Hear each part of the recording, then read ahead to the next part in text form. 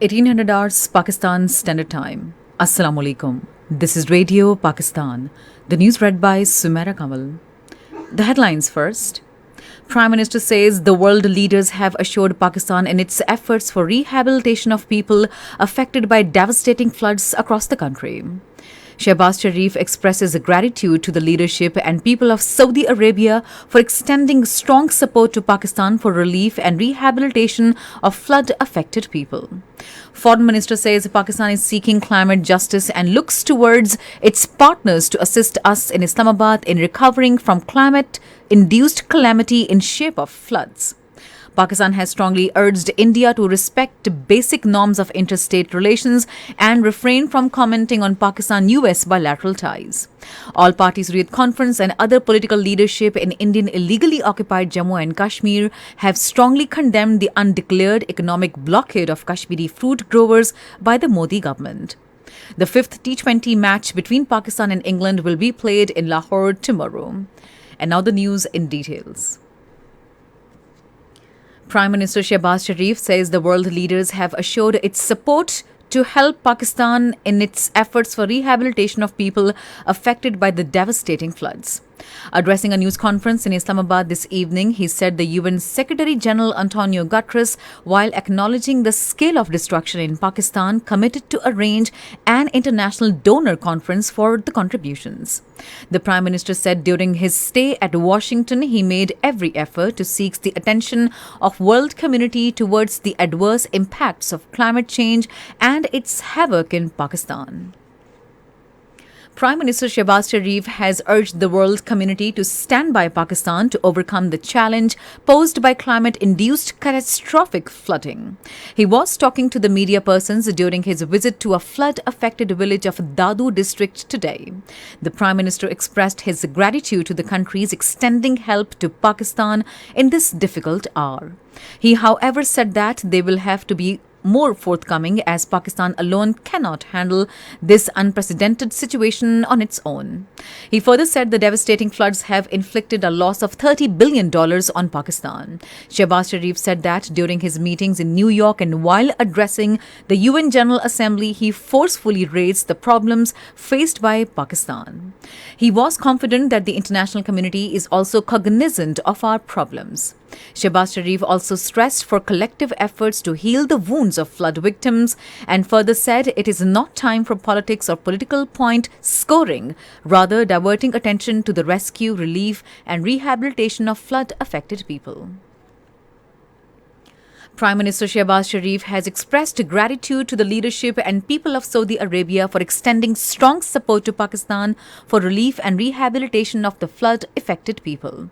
He was talking to Ambassador of Kingdom of Saudi Arabia to Pakistan, Nawaf Saeed Al-Maliki, who called on him in Islamabad today. The Prime Minister conveyed his cordial greetings for the custodian of the two holy mosques, King Salman bin Abdul Aziz and Crown Prince Mohammed bin Salman. The Prime Minister recalled his recent telephonic conversation with the Crown Prince and stated that there was a shared desire to further strengthen bilateral cooperation in diverse fields. To sustain the upward trajectory in bilateral relations, the Prime Minister underscored the importance of regular bilateral exchanges at various levels. Shehbaz Sharif also appreciated the important contribution of the Ambassador of Saudi Arabia in relief efforts who personally visited flood-affected areas. The U.S. Secretary of State Antony Blinken has reaffirmed his country's commitment to continue cooperating with Pakistan in meeting with the challenge of rehabilitation and reconstruction of flood-affected areas in Pakistan. Talking to Foreign Minister Bilawal Bhutto Zardari in Washington, he expressed condolences and solidarity with Pakistan over the loss of precious lives and monumental economic losses in the flooding. Secretary Blinken also maintained that given Pakistan's enormous potential, the U.S. private sector would like to invest in Pakistan, including in energy sector. Apprising the Secretary Blinken about the devastation caused by the floods, Foreign Minister Bilawal Bhutto Zardari said no country could deal with a crisis of this proportion on its own.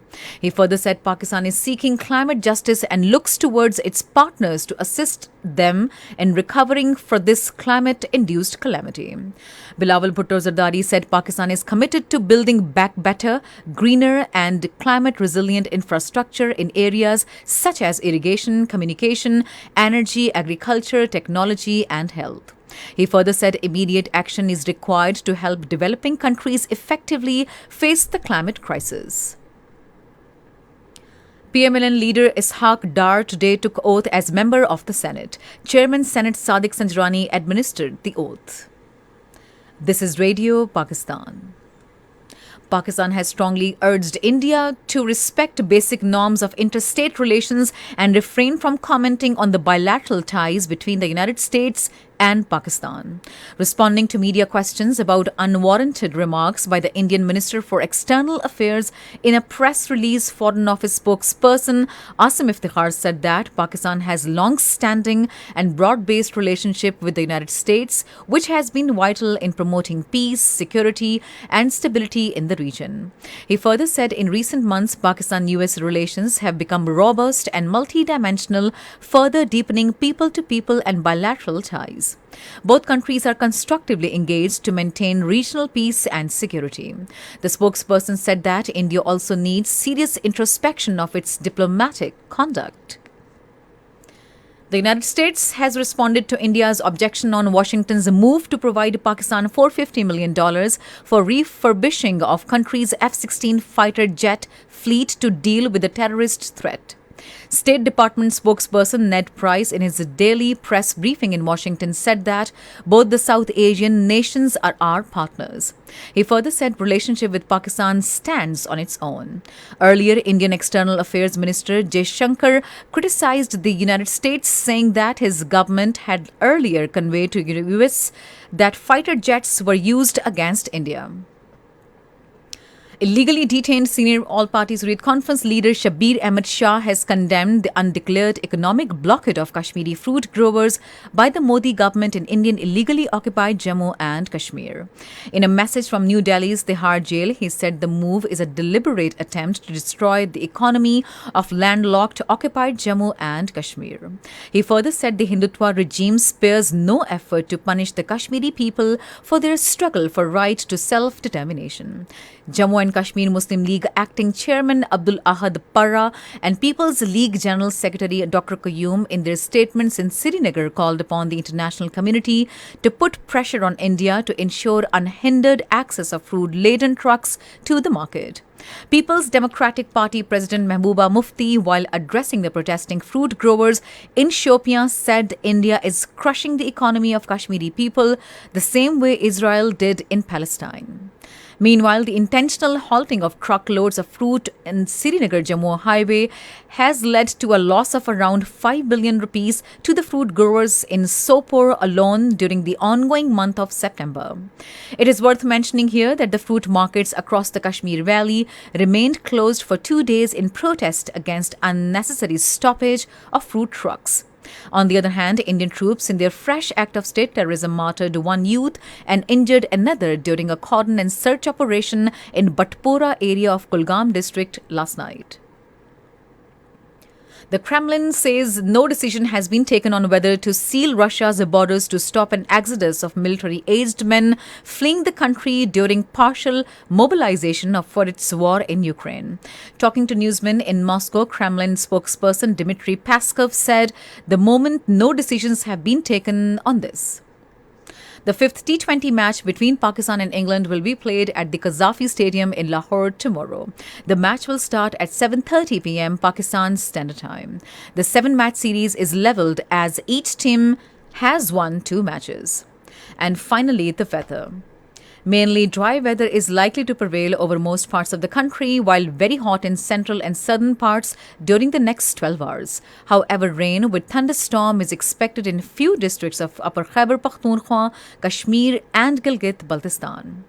And that is the end of the news. For more news and analyses, log on to our website radio.gov.pk and also watch live streaming of our bulletins on the link facebook.com/radio Pakistan News.